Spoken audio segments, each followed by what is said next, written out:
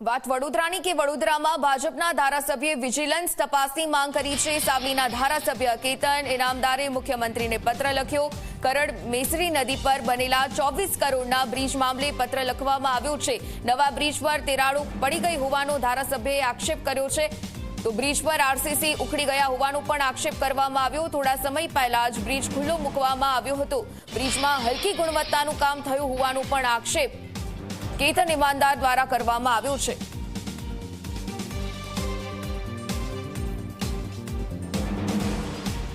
તો ધારાસભ્ય દ્વારા જે રીતે આક્ષેપ કરવામાં આવ્યો છે, બ્રિજમાં હલકી ગુણવત્તાનું કામ થયું હોવાનો એમએલએ દ્વારા આક્ષેપ કરવામાં આવ્યો છે। આરસીસી ઉખડી ગયા હોવાનો આક્ષેપ પણ તેમના દ્વારા કરવામાં આવ્યો।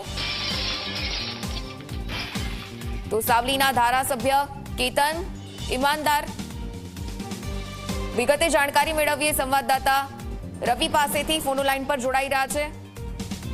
રવિ, જે રીતે બ્રિજ પર કામગીરી નથી થઈ બરાબર તેવો ધારાસભ્ય આક્ષેપ કરી રહ્યા છે, ધારાસભ્ય દ્વારા પત્રમાં શું ઉલ્લેખ કરવામાં આવ્યો અને કયો આક્ષેપ કરી રહ્યા છે, વિગતે જાણકારી જણાવશો।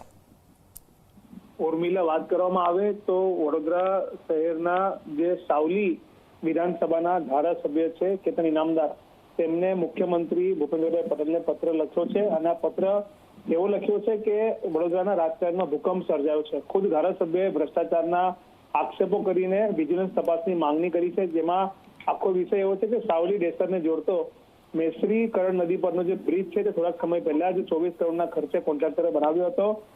તે જે બ્રિજ છે તે બ્રિજ એની ગુણવત્તાને લઈને તેમને સવાલો ઉઠાવ્યા છે। બ્રિજના રોડ પર જે છે તિરાડો પડી ગઈ, સાથે જ આરસીસી ઉખડી ગયા હોવાના તેમને આક્ષેપો કર્યા છે અને તેમને કોન્ટ્રાક્ટર અને જે અધિકારી છે જવાબદાર તેમની સામે વિજિલન્સ તપાસ કરીને યોગ્ય કાર્યવાહી થાય તેવી માંગણી કરી છે।